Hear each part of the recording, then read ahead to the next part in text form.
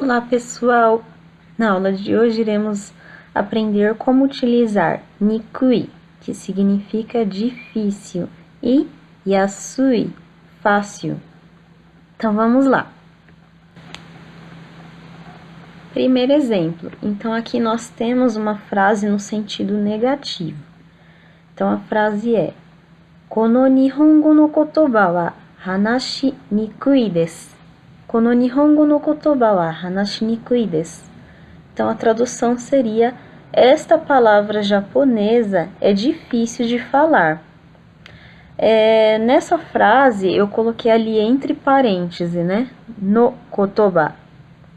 Porque se a gente falar somente kono nihongo wa hanashi nikui desu, os japoneses vão entender que você está se referindo a uma palavra japonesa. Então, você pode falar kono nihongo wa hanashi nikui desu. Kono nihongo wa hanashi nikui desu.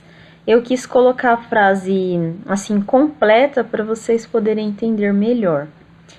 Então, kono significa este, esta, estes, estas.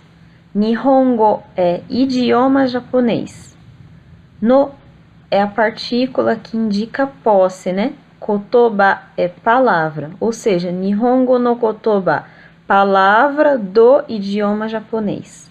Então, o no é como se fosse do, da, né? E wa é a partícula que indica o objeto principal da frase ou um sujeito, né? Então, no caso, o tema principal dessa frase é Nihongo, ou seja, o idioma japonês. Hanashi vem do verbo hanasu, que significa falar. Então, para eu conseguir continuar essa frase, eu não posso colocar hanasu nikui desu, fica estranho. Então, su vira shi. Então, hanashi nikui desu, ou seja, difícil de falar.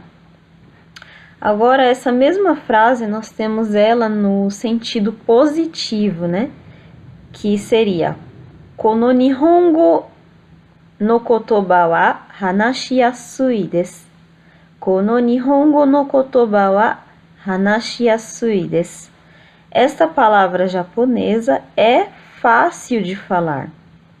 Então, nikui é difícil e yasui, fácil. Para os estudantes de japonês que já tem um tempo, né, que está estudando, eu acho que vocês sabem que também tem a forma de dizer difícil, que seria muzukashi, né? Mas aqui no caso, nós utilizamos nikui, porque senão teria que mudar o estilo da frase. Eu acho que eu pensei em colocar essa explicação em uma aula mais para frente.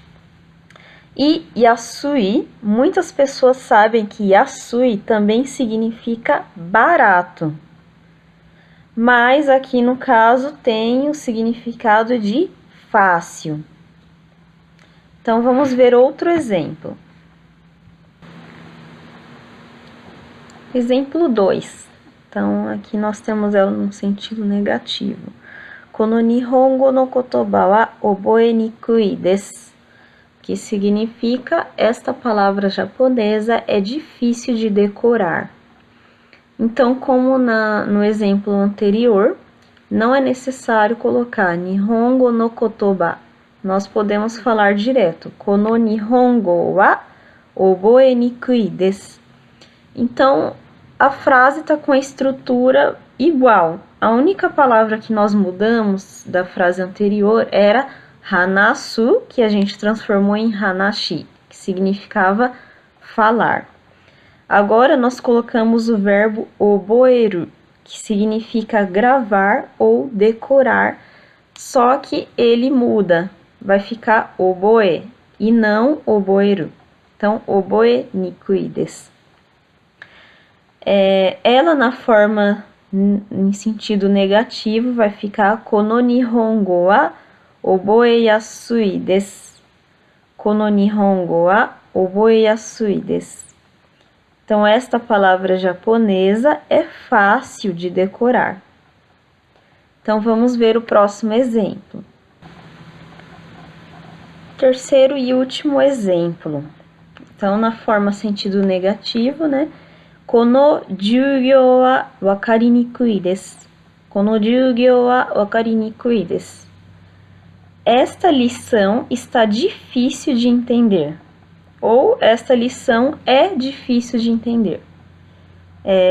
Ser ou estar usa o mesmo jeito, né?